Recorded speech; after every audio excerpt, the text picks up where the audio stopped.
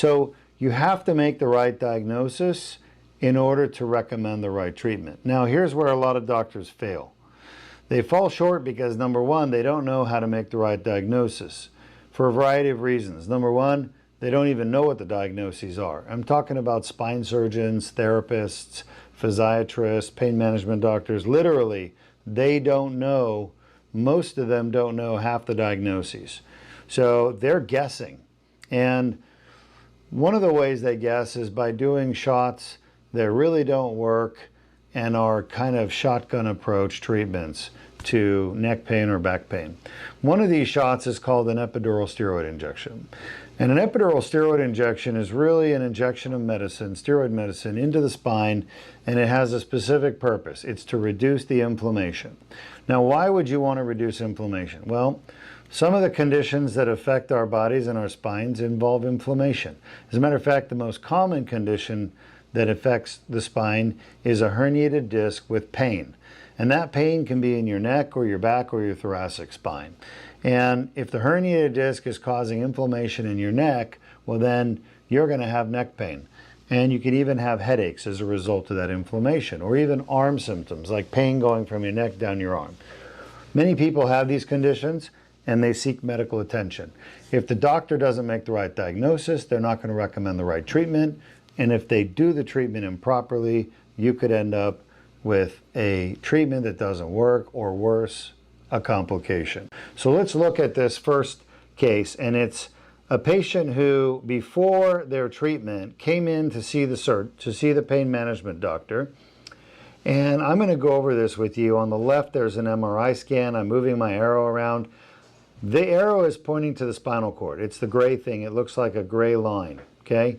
And in front of the spinal cord are vertebrae or bones, and you can clearly see there's lots of bone spurs here in the back of the discs, and they are literally making this whole area narrow, okay, narrow for the spinal cord. Now, what's the right treatment for this? The right treatment for this patient, if they're having pressure on the spinal cord, would be a decompression, to go in surgically and unpinch the nerves in the spinal cord. But this patient instead went to a pain management doctor. And because they went to a pain management doctor, well, they got a pain management treatment, even though they didn't need it, and even though it shouldn't have been done. So why should it not be done? Here's why.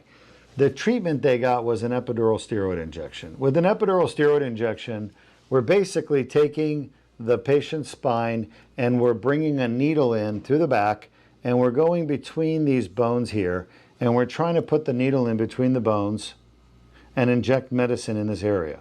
But that's where the spinal cord is. And if you go back and look at this picture here, there's really no room to put a needle in there. And because the pain management doctor didn't recognize that this patient never should have had a needle put in their spine, in their neck, they did the needle procedure, and now when you look at what happened afterwards, this patient became paralyzed, okay? So right after the epidural steroid injection, this pain management doctor put the needle in.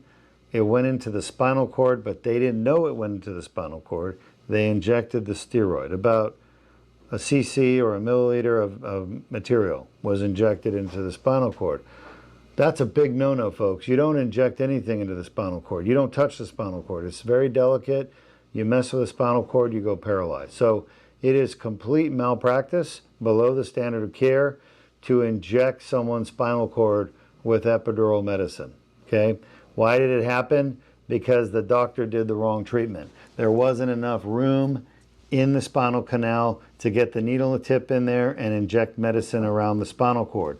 So instead, they accidentally stuck the needle tip in the spinal cord and then injected medicine, not even realizing their mistake. And this patient is paralyzed as a result.